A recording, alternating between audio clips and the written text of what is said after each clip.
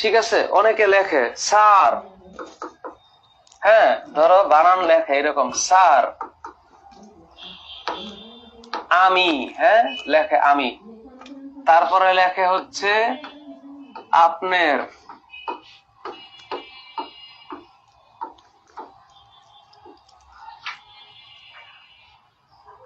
লেখছে লেখছে ও, আমি বুঝছি ও লিখতে চেয়েছে স্যার আমি আপনার পাশে আছি, বানানটা হচ্ছে স্যার আমি আপনার পাছায় আছে। What is this? এটা কি পাশে আছি?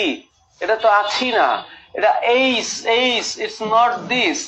আছি যদি আমাদের লিখতে হয়, লিখতে হবে আছি।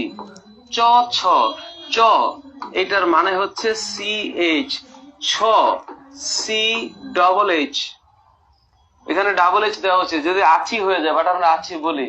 চুপ, লেখছো লেখছে কপ্তাক।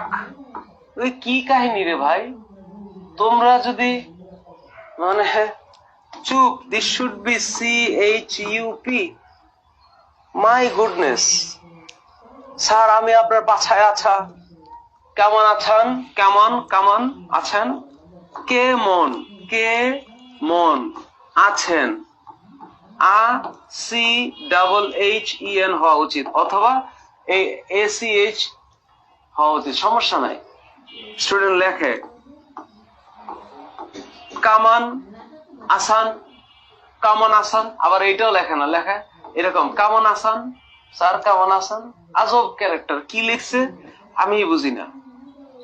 মা বাবা, এটা কি ধরনের কাহিনী?